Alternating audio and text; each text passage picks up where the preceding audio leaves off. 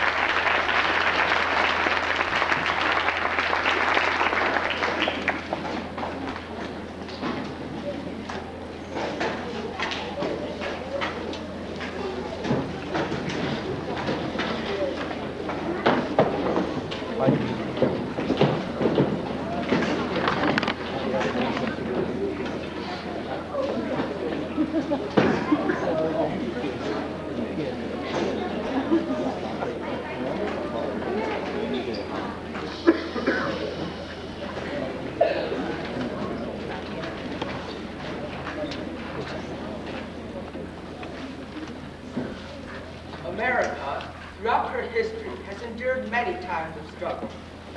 Time and again, her people have proven that a united spirit will overcome any obstacle that rises to destroy the ideals upon which our country was founded. We have a story to tell you tonight of America, of her people, and of her spirit. We'd better introduce ourselves first. He's right, you know. Folks, we ourselves have stepped out of a dark time in our nation's history, a time of economic hardship. But as Sam has already said, the American spirit cannot be quenched. Don't forget the song. All right, you go ahead. Before we really get started, we wanted to sing you a song that helped lessen our worries during the Depression years. Always remember, a little humor goes a long way.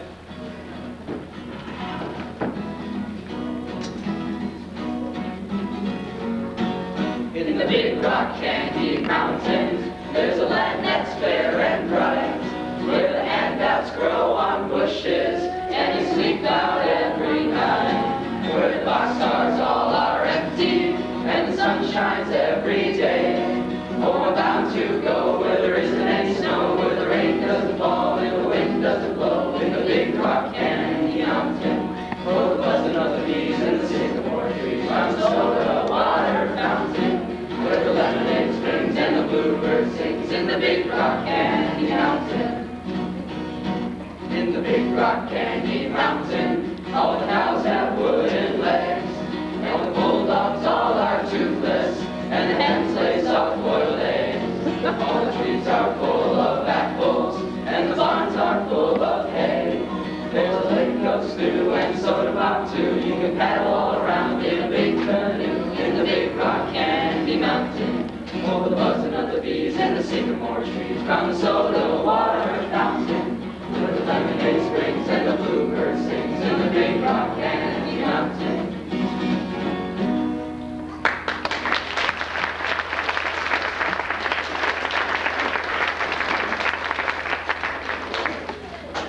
Here's one more song guaranteed to lighten your darker days. This song... Andrew, they're going to chant this next song, not sing it.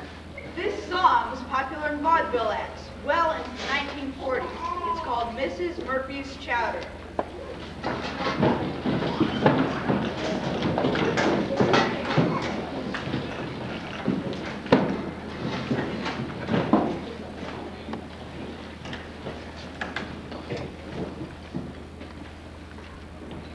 This poem is called Mrs. Murphy's Chowder. Won't you bring back? Won't you bring back Mrs. Murphy's chowder? It was soon full, every spoon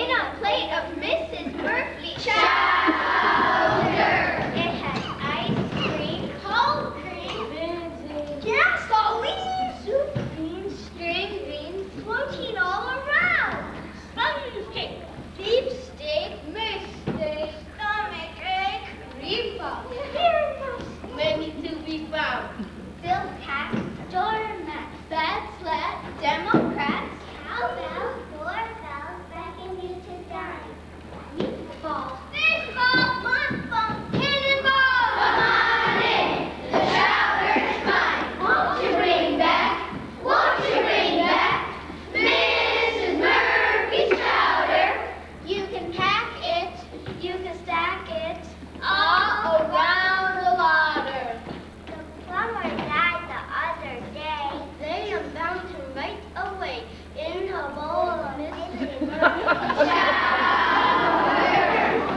has ice cream, cold cream, gasoline, soup beans, string beans, protein all around, lemon cake, beef steak, mistake, stomach ache, reflux, earmuffs, plenty to be found. Silk at doormat, that's left, Democrats, house out, doorbells beckon you to dine. Meatballs, fish balls, lunch balls, cannonballs! Come on in, the chowder's fine!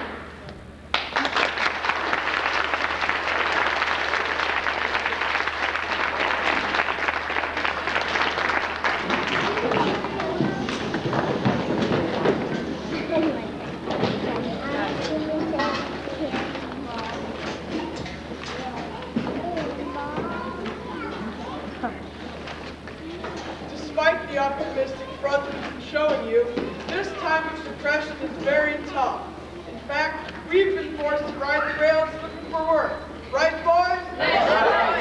Are you fellas planning to hog the entire show? President Roosevelt faced this time of crisis with courage and devotion. And devised a plan to put Americans back to work. Here is a portion of his inaugural address delivered in March 1933. This is preeminently the time to speak the truth, the whole truth, frankly and boldly. This great nation will endure as it has endured, will revive and will prosper. So, first of all, let me assert my firm belief that the only thing we have to fear is fear itself, nameless, unreasoning, unjustified terror, which paralyzes the needed effort to convert retreat into advance. Today, a host of unemployed citizens face the grim problem of existence, and an equally great number toil with little return. Thus, it is our greatest primary task to put people to work. This is no unsolvable problem if we face it wisely and courageously. It can be accomplished in part by direct recruiting from the government itself, treating the test as we would the emergency of a war, but at the same time, through this employment, accomplishing greatly needed projects to stimulate and reorganize the use of our natural resources. And now, for the trust reposed in me, I will return the courage and devotion that befit the time. I can do no less.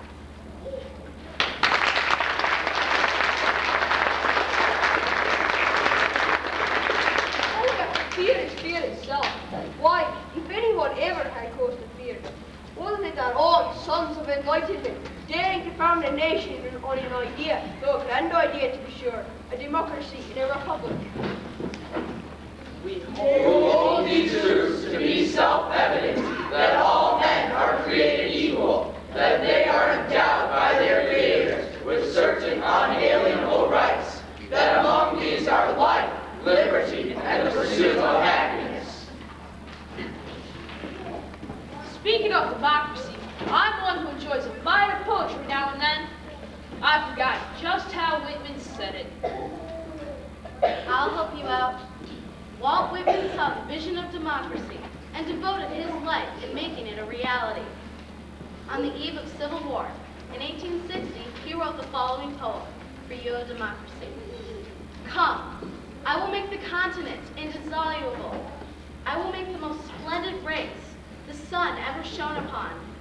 I will make divine, magnetic lands with the love of comrades, with the lifelong love of comrades.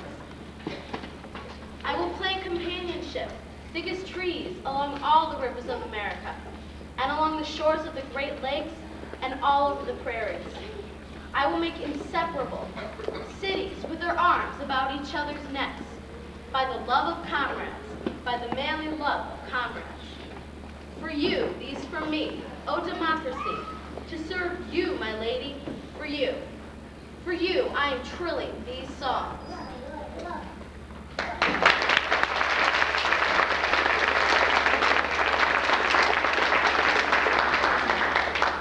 Yeah, very prettily said.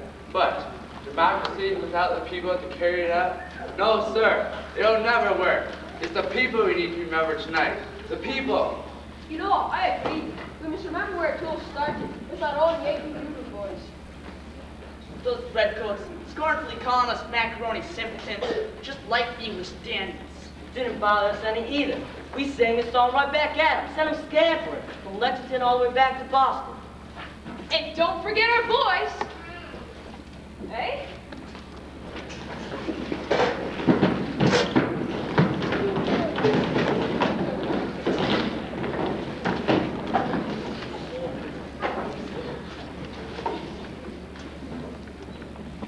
Yankee Doodle by Dr. Richard Schiffer.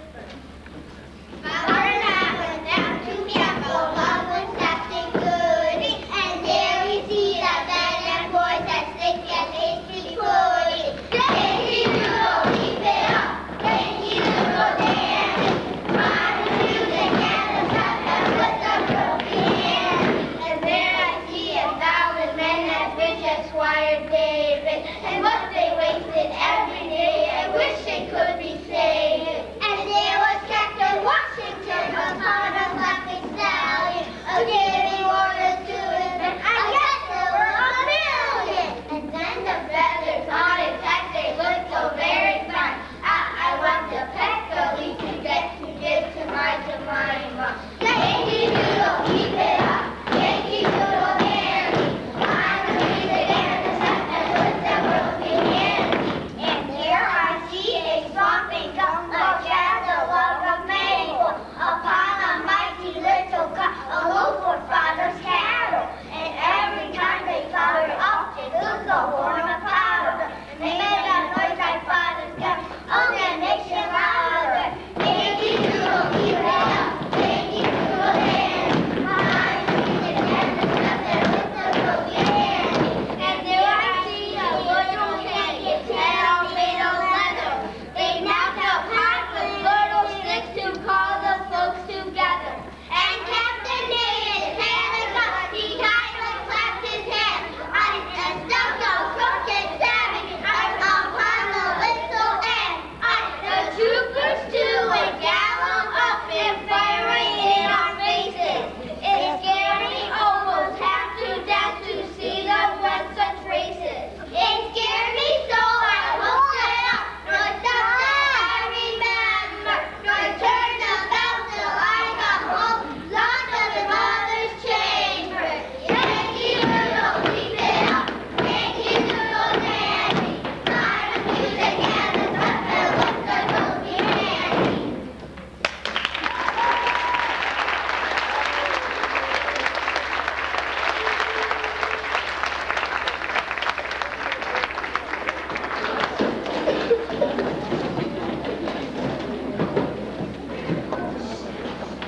As I was about to say, our Yankee boys were men of enterprise.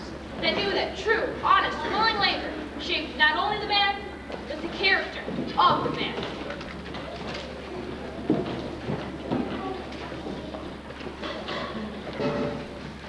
The Village Blacksmith by Henry Wadsworth Longfellow. Under a spraying chestnut tree, the village smithy stands. The smith, a mighty man is he, with large and sinewy hands. And the muscles of his brawny arms are strong as iron bands.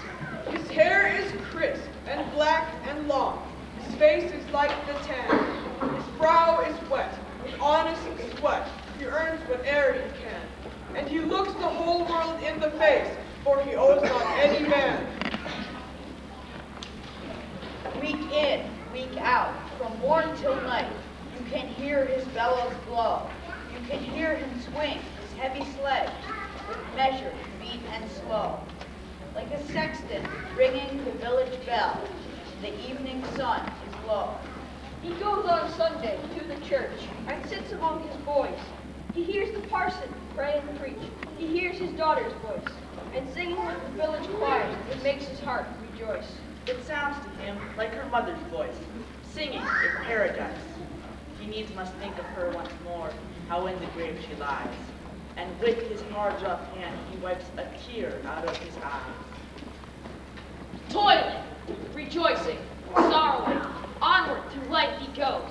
Each morning sees some task begin, each evening sees it close. Something attempted, something done. has earned a night's repose. Thanks, thanks to thee, my worthy friend, for the lesson thou hast taught. Thus, on the flaming forge of life, our fortunes must be wrought. Thus, on a sounding anvil shake each burning deed and thought.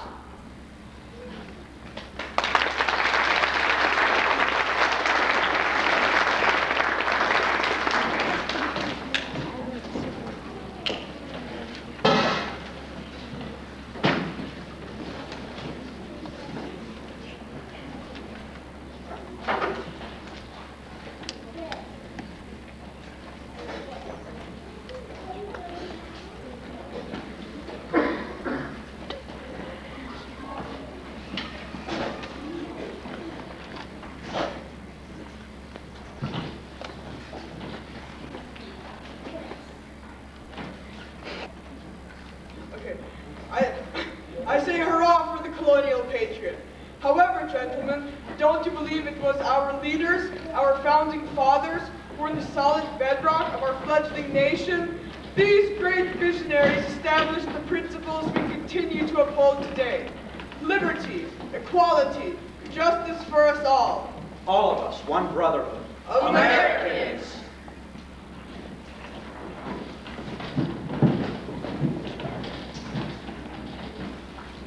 This brotherhood was already growing by the 1700s, with people from many countries and from many cultures settling the colonies. By the late 1700s, settlers were pouring west through the Cumberland Gap, which was pioneered by Daniel Boone.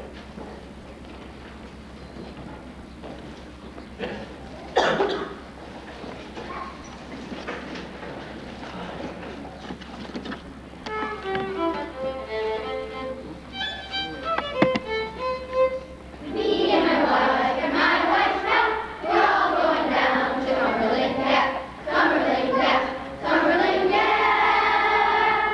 Hey, hey, way down yonder in Cumberland Gap. Cumberland Gap with its cliffs and rocks, home of the panther, bear, and fox. Cumberland Gap, Cumberland Gap. Hey, hey, way down yonder in Cumberland Gap. Daniel Boone on Pinnacle Rock had a gooseskin hat and an old flint top. Cumberland Gap, Cumberland Gap. Hey, hey, way down yonder in Cumberland Gap. Cumberland Gap is a mighty fine place. 3 kinds of water to wash your face. Cumberland Gap, Cumberland Gap. Hey, hey, way down yonder in Cumberland Gap. Lay down, boys, and take a little nap.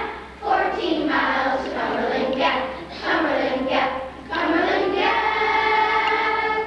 Hey, hey, way down yonder in Cumberland Gap.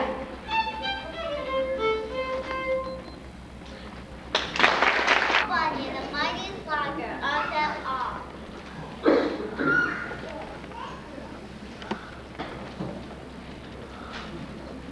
It seems an amazing baby was born in the state of Maine. When he was only 2 weeks old, he weighed more than 100 pounds. And for breakfast every morning, he ate 5 dozen eggs, 10 sacks of potatoes, and a half barrel of lunch made from a whole sack of cornmeal. But the baby's strangest feature was his big, curly black beard. It was so big and bushy that every morning his poor mother had to comb it with the pine tree. Except for that big black beard, the big baby wasn't much trouble to anybody until he was about 9 months old. That was when he first started to crawl. And since he was over 500 pounds, he caused an earthquake that shook the whole town. Now his baby parents tried putting him in a giant floating cradle off the coast of Maine. But every time he rolled over, he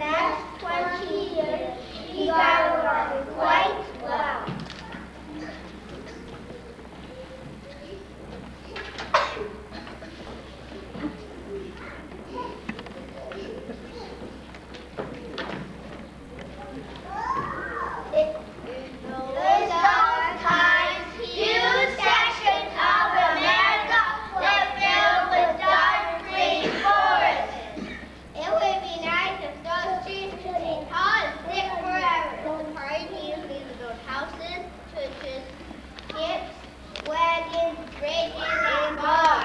So one day, Paul Bunyan took a good look at all of those trees and decided to invent logging.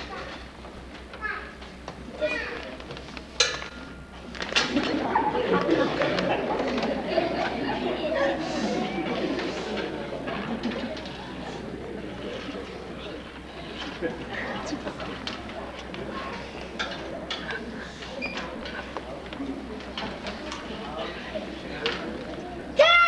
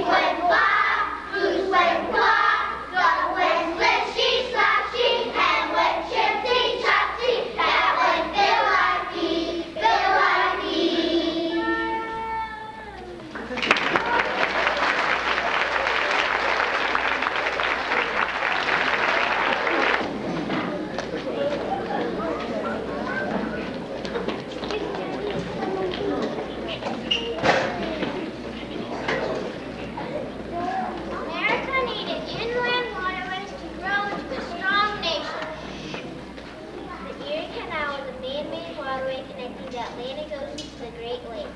This is a bird song called the Erie Canal.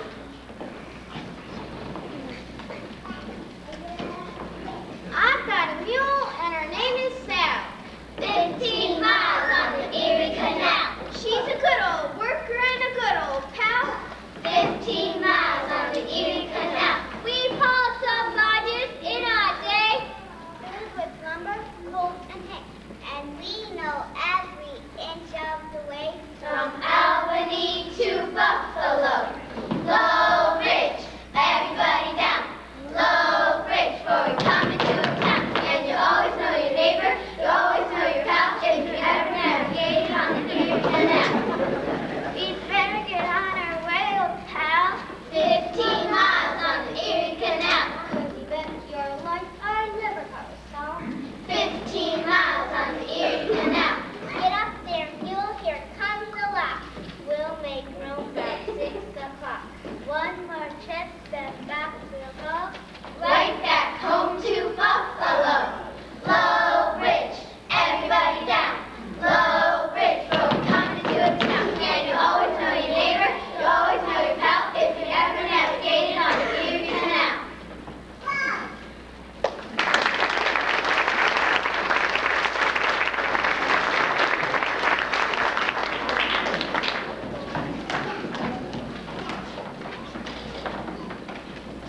Humor appears in countless American stories and songs. This one from Appalachia shows that Americans love to use wordplay and tongue twisters. It's called Kimo Kino. There was an old frog and he lived in a spring. Sing song, kitty catchy kindly yo. He was so hoarse he couldn't sing. Sing song, kitty catchy kindly yo. Kimo, Kimo, Delway. Hi ho, rumpety rump. There we go, so fat, Lincoln, nip cat. Hit him with a brickbat. Sing song, kitty catchy kindly yo. She's in the spring house, 9 days old. Sing song, kitty catchy kindly yo. Rats and skippers, awful bold. Sing song, kitty catchy kindly yo. Kimo, Kimo, Delway. Hi ho, rumpety rump. Periwinkle, soap bat, Lincoln, nip cat. Hit him with a brickbat. Sing song, kitty catchy kindly yo. There was an old man and he was rich. Sing song, kitty catchy kindly yo. He got a rash and began to itch. Sing song, kitty catchy kindly yo. Kimo, Kimo, Delway. Hi ho, rumpety rump. Periwinkle, soap bat, Lincoln, nip cat. Hit him with a brickbat. Sing song, kitty catchy kindly yo. Roses are red and violets are blue. Sing song, kitty catchy kindly yo. Sugar is sweet and so are you. Sing song, kitty catchy kindly yo. Kimo, Kimo, Delway. Hi ho, rumpety rump. Periwinkle, soap bat, Lincoln.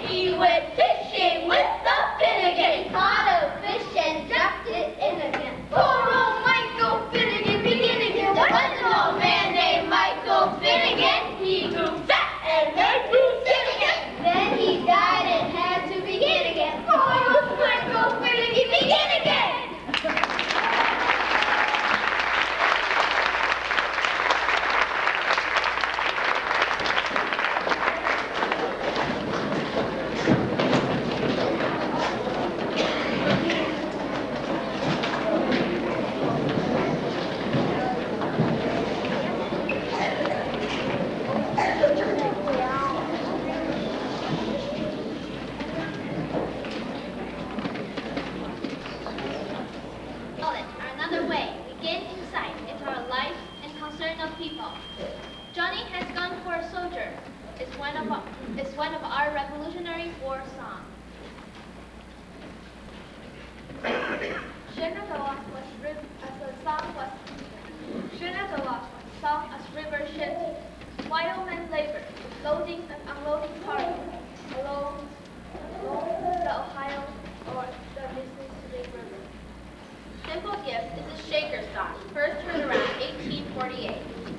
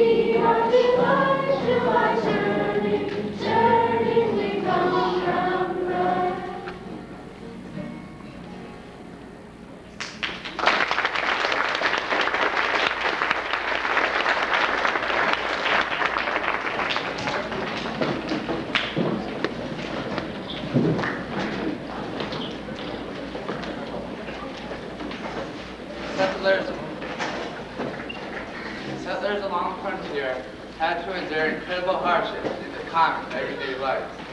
But their reward was knowing that success is measured not by one crown achievement, but by the character that emerges during life's journey. This next poem is entitled Success by Henry Wadsworth Longfellow. We have not wings, we cannot soar, but we have feet to scale and climb. By slow degrees, by more and more, the cloudy summits of our time. The mighty pyramids of stone that wedge like cleave the desert air, when nearer seen and better known, are but gigantic flights of stairs. The distant mountains that uprear their solid bastions to the sky are crossed by pathways that appear as we to higher levels rise. The heights by great men reached and kept were not attained by sudden flight, but they, while their companions slept, were toiling upward in the night.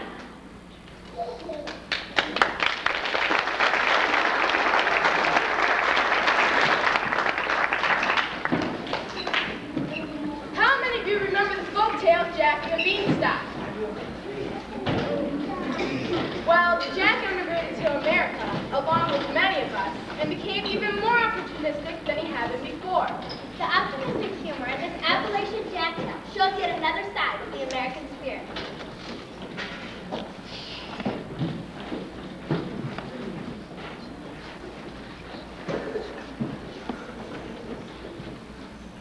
Though Jack endured many trials and tribulations, he always managed to come out ahead. Jack in a two-bullet hunt, as retold by Amy Cohen and Susie Schmidt. One time, way back years ago, there was a boy named Jack. He and his folks lived off in a mountain, and they were awful poor, just didn't have a thing. Jack was awful lazy sometimes. Just wouldn't do area liquor work. His mother and his daddy kept trying to get him to help. But they couldn't do a thing with him when he took a lazy spell. Still, they kept trying.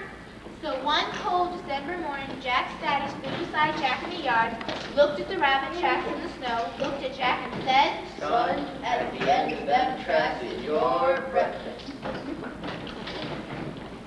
Jack got his old single barrel and the only 2 shells he had and started out. Jack walked on. After following the tracks around the hill a piece, he started getting tired and stopped to rest. Just then, he heard a muttering sound above him. He looked up and saw 9 wild turkeys land on a tree limb in a big sweet gum. Can't pass them up, said Jack, and he fired away. Jack was so close that the charge split the tree limb, and the turkeys caught their toes in the crack and beat each other to death for flapping their wings. All Jack had to do was climb on up and get them. Now I got 9 turkeys, said Jack, but I still don't have that rabbit. So he traveled on. The tracks led him down the hill, and he stepped along after him. Whoa! Cried Jack, sliding through the snow. What's that? A big grizzly bear and a wild boar came tumbling toward him, fighting for dear life. Well, Jack didn't think he had a chance. He just threw his gun down, closed his eyes, threw out his arms, hoping to protect himself. The bear ran right into one of them, and Jack's hand went down its throat and out the other end. So Jack grabbed the bear's tail and turned it inside out. When the old boar saw there wasn't anything else to run to fight, he started fighting Jack from behind with 6-inch tusk. Jack got so tired of landing flat on his rear that he gave up. I'll just hide behind this tree, said Jack, till it's all over. But the boar kept coming. When that boar rammed its 6-inch tusk into the 5-inch tree, Jack bent down, picked up a rock, and bashed him down with it. You're caught, said Jack. Now I got 9 turkeys and 2 flavors of big game. But I still don't have that rabbit. So Jack ambled on, long after those rabbit tracks, till he got to the creek bank. He looked on up the creek, and there, flying right close together, were 9 wild ducks. Jack looked on down the creek. Whoa! He said, There's 9 wild geese. Then Jack heard a buzzing sound. He turned and stood face to face with the coiled up rattlesnake. He hadn't more than a second to think what to do, so he just fired away. The fourth gun flew right out. well, the barrel went up the creek and killed the 9 wild ducks. The stock went down the creek and killed the 9 wild geese. The bullet ricocheted off a stone and hit the rattlesnake between the eyes. The kick of the gun knocked Jack head over heels backwards right into the creek. Whoa! Said Jack, wiping his eyes. There's that third rabbit. He paddled out of the creek and turned to catching it. But when he came out on land, his pockets were so full of fish, he could hardly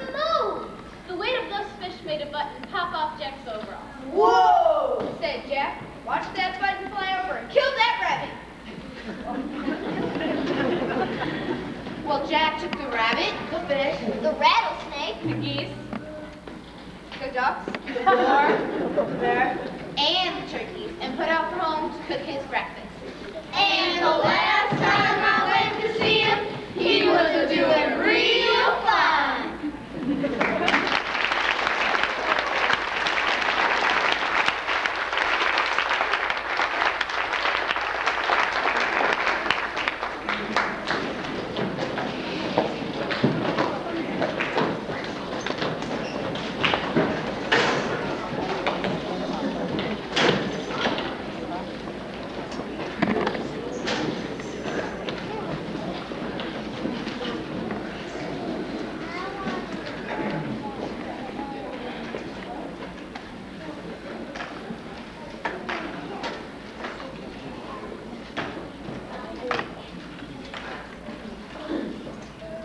Americans have always gone for independence and wide open spaces.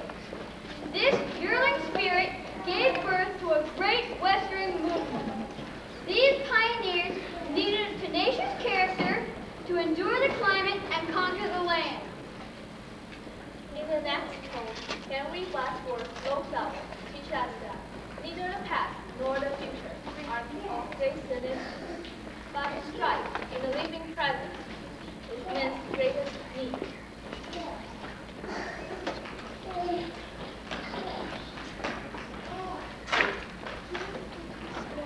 Psalm of Life by Henry Wadsworth Longfellow.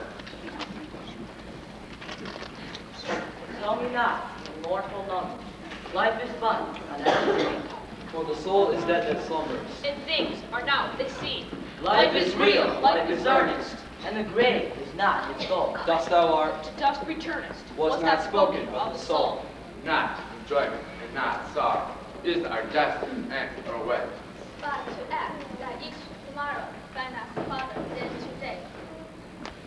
In the world's broad field of battle, In the big Whack web of life, Be not like dumb, driven cattle. Be a hero in the strife. trust no future, offer is pleasant, let death pass, there is death. Act in the living present, heart within, and God o'erhead. The lives of great men all remind us we can make our lives sublime. And departing, leave behind us footprint on the sands of time. Footprints that, perhaps another, sailing o'er like Solomon. a forlorn and shipwrecked brother, see, shall take heart again. Let us then be up and doing, with a heart for any faith, still achieving, still pursuing, learn to labor and to wait.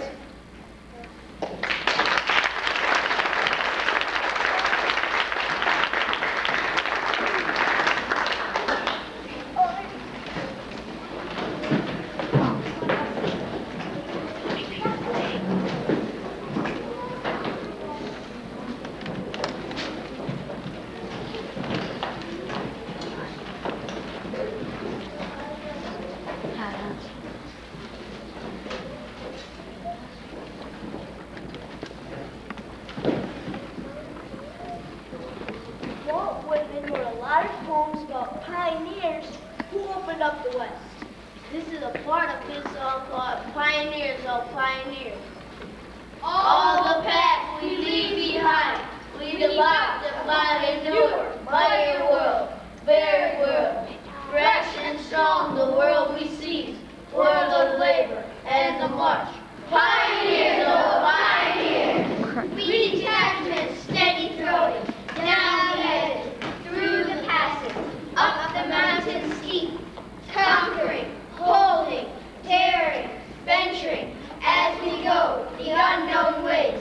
Pioneers, oh pioneers, Colorado in our feet, from the beach gigantic, from the great Sierras, from the hot wet toes, from the mine and from the gully, from the hunting trail we come. Pioneers, oh pioneers, from Nebraska, from Arkansas, central inland race are we, from Missouri, with continental flood intervened.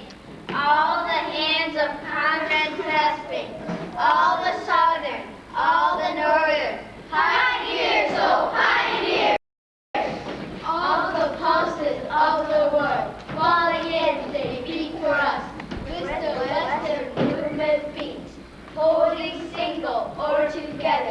steady moving to the front, all for us. Pioneers, oh pioneers! As the night descended, was the road of late so toilsome? Did we stop discouraged, nodding on our way? Yet a passing hour I yield to, in your tracks to pause oblivious. Pioneers, oh pioneers! Hail the sound of trumpet, far, far off the daybreak call. Hark, the loud and clear I hear it whine. Swift to the head of the army. Swift, spring to your places. Pioneers, oh pioneers!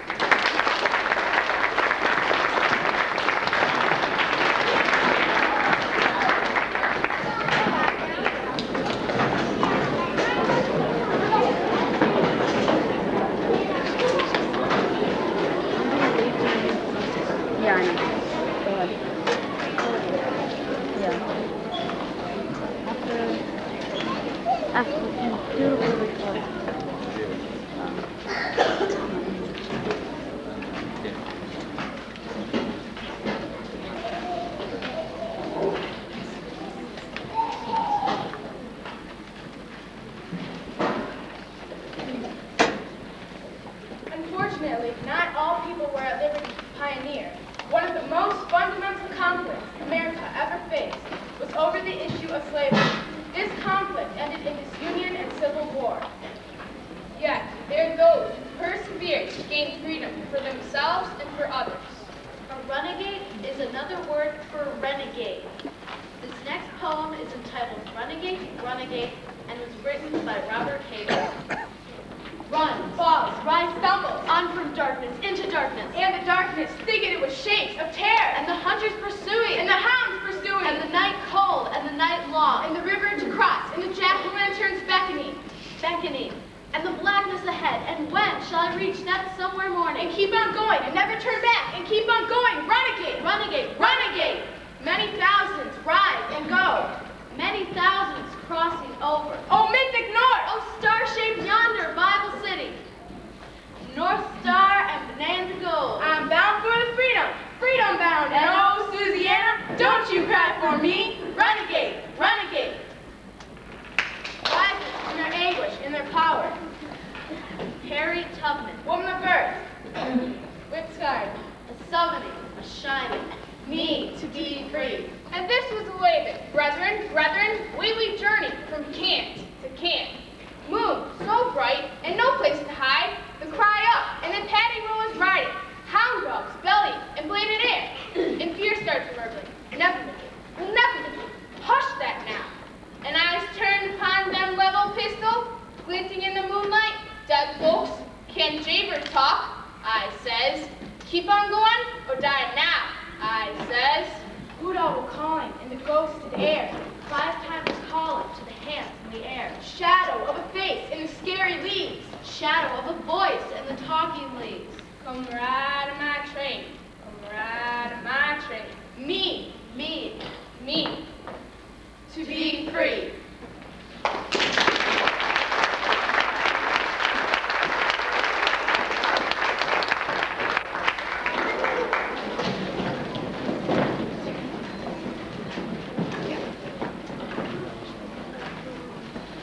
Long John the Conqueror was a bureaucrat who came to America from Africa.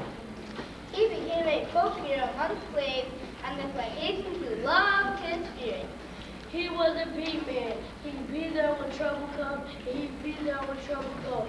And do as little slaving and as much living as possible.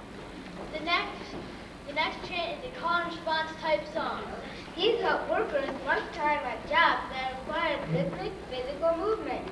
It's called Long John. With the shiny blade, with the shiny blade, got it in his hand, got it in his hand. Gonna chop out the lima, gonna chop out the lima that are in this land, that are in this land. He's Long John, he's Long John, he's long gone, he's long gone, he's gone, gone, he's gone, gone. Like a turkey in the corn, like a turkey in the corn, with his long clothes.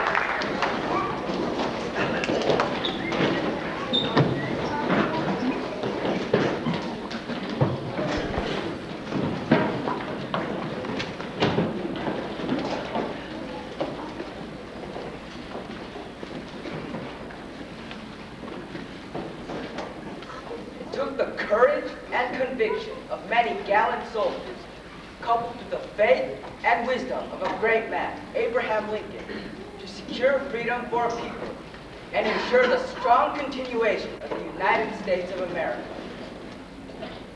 Tonight we honor these men with the following poem, A Monument for the Soldiers by James Whitcomb Riley. A monument for the soldiers, and what will ye build it of? Can ye build it of marble or brass or bronze, outlasting the soldier's love? Can ye glorify it with legends as brand as their blood hath writ? From the inmost shrine of this land of mine to the outermost verge of it, And the answer came, We would build it out of our hopes made sure, And out of our purest prayers and tears, and out of our faith secure. we would build it out of the great white troops their death hath sanctified, and the sculptured forms of the men in arms and their faces ere they died. And what heroic figures can the sculptor carve in stone? Can the marble breast be made to bleed, and the marble lips to moan? can the marble brow be fevered, and the marble eyes be graved, to look their last as the flag floats past on the country they have saved? And the answer came, The figures shall all be fair and brave, and as befitting, as pure and white, as the stars above their graves. The marble lips and breast and brow, whereon the laurel lies. Bequeath us right to guard the flight of the old flag in the skies. A monument for the soldiers, built of a people's love, and blazoned and decked and panoplied with the hearts ye build it of. and see that ye build it safely, in pillar and niche and gate, and high impose in the souls of those it would commemorate.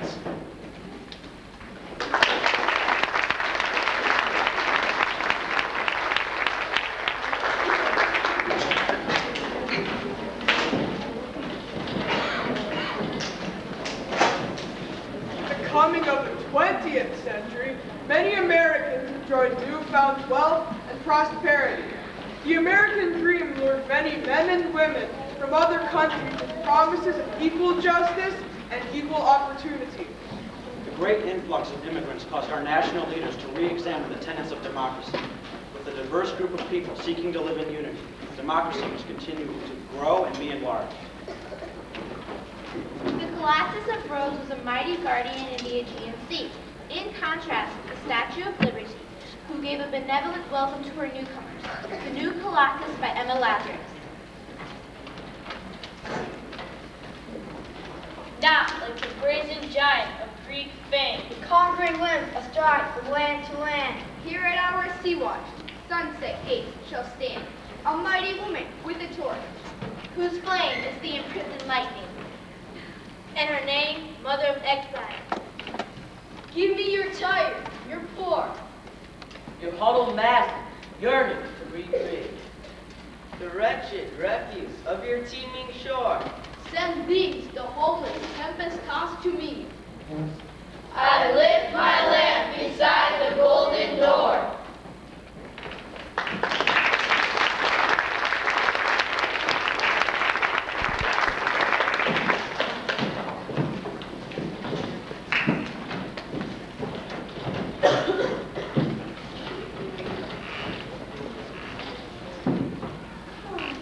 The next poem points out that America extended open arms not only to those who could trace their genealogy to colonial times, but also inspired hope in the hearts of immigrants who would embrace her ideals. I Am an American by Elias Lieberman. I am an American. My father belongs to the sons of the Revolution. My mother to the colonial dames. One of my ancestors pitched tea overboard at Boston Harbor. Another stood his ground with Ford. Another hungered with Washington at Valley Forge. My ancestors were Americans in the making. They spoke in her council halls. They died on her battleships. They cleared her forests.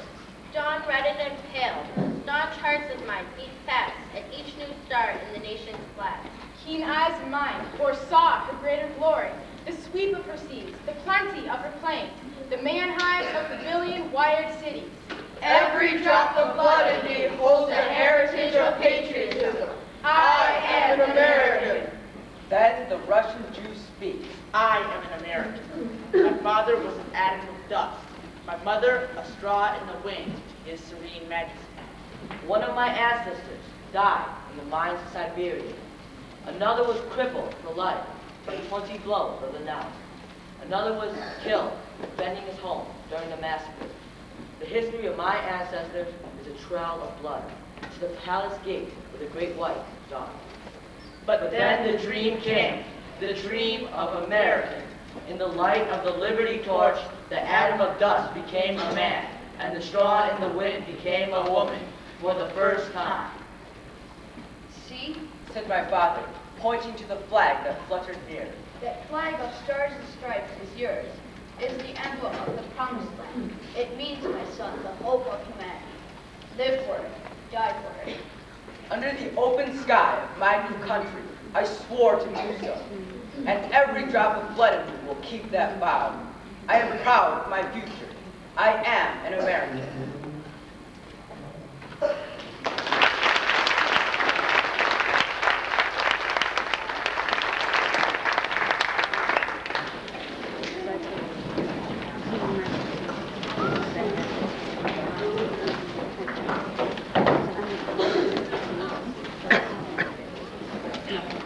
In the next poem, Walt Whitman celebrates America's unity and wondrous diversity. I hear America singing. I hear America singing, the very carols I hear. Those are mechanics, each one singing his, as it should be, polite and strong. The carpenter singing his, as he measures his plank or beam. The mason singing his as he makes ready for work or leaves off work. The boatman singing what belongs to him in his boat. The deckhand singing on the deck of a steamboat. The shoemaker singing as he sits on his bench. The hatter singing as he stands. The woodcutter song. The plowboy's on his way at morning, or at noon intermission, or at sundown. The delicious singing of the mother. And a young wife at work. Or of the girl sewing or washing. Each singing what belongs to him or her and to none else. The day What belongs to the day. At night, the party of young fellows, robust, friendly, singing with open mouths their strong, melodious songs.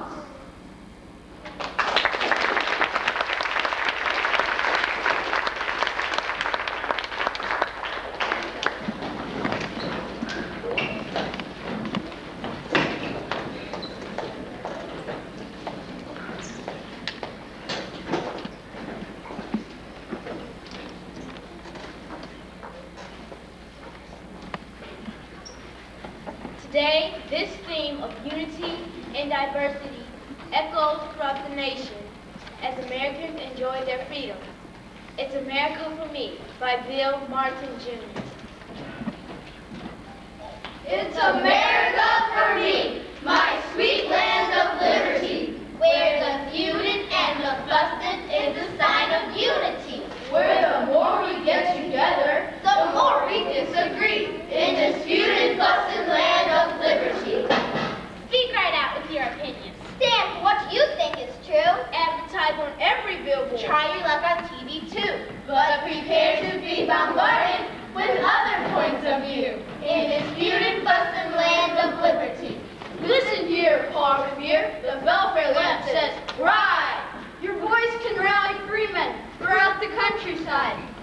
Get the message in by mainland. Get the message in by sea. Orbit one for freedom into British diversity. That's why it's America for me, my sweet land of liberty. Where the world is not just either or, but moves divergently. Where there's not just one right answer. Where there's not just one right way. In this feuding, fussing land, in this open-minded land, in this freedom-loving land, the USA.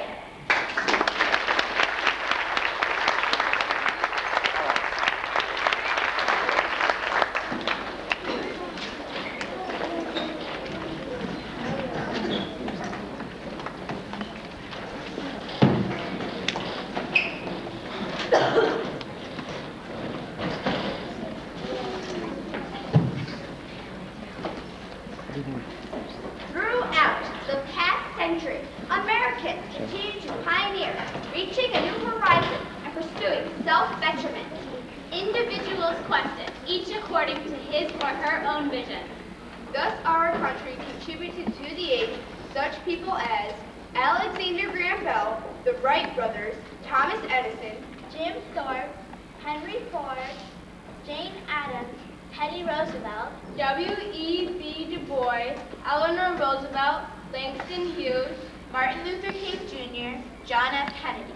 Men and women who have firmly grasped the kind of faith that is yet unknown and unseen. The Things That Haven't Been Done Before by Edgar Guest.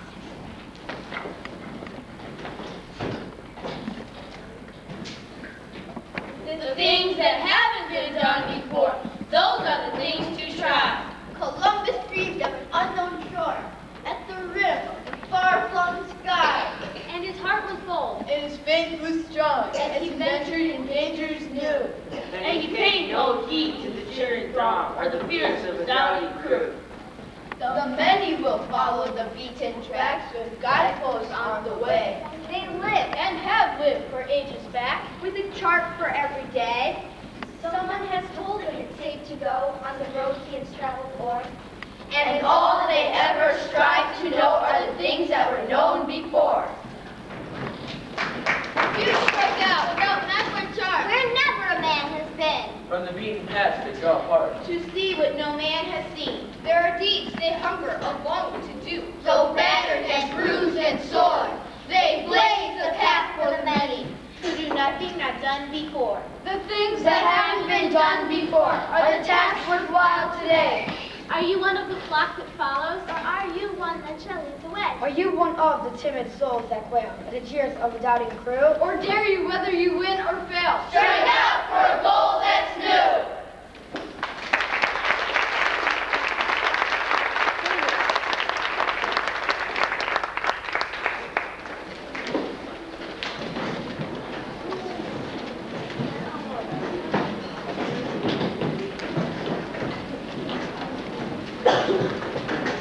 So we come full circle.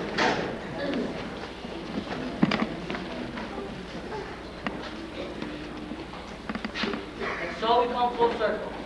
America has struggled against despots and tyrants, striving that democracy might find a place not only in our nation, but throughout the world. But that struggle is not yet won. That the torches of honor, integrity, freedom, equality, justice, the brotherhood of man still burn brightly. And who will carry the torch in this new age? In Flanders Fields by John McCrae was written in remembrance of those who died in World War I. America's Answer was written by R.M. Lilly. In Flanders Fields the poppies blow between the crosses, row on row that mark our place. And in the sky the larks still bravely singing fly, scarcely heard amid the guns below. We are the dead. Short days ago we lived, Felt die, saw sunset glow, Loved. and were loved. and now we lie in Flanders Fields. Take up our quarrel with the foe. To you, from failing hands we throw the torch. Be yours to hold it high. If ye bring faith with us who died, we shall not sleep. Though poppies grow in Flanders Field. Rest ye in peace, ye Flanders dead. The fight that ye so bravely led, we've taken up. And we will keep our true faith with you who lie asleep, with each a cross to mark his back, in Flanders Fields. Fear not that ye have died for naught. The torch ye threw to us we caught. 10 million hands will hold it high, and freedom's light shall never die.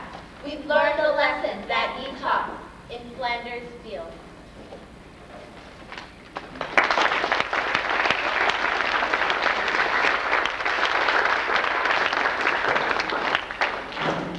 In 1917, William Tyler Page won a national contest for the best summary of American political theory. The next spring, Congress adopted this statement as the Americans' creed.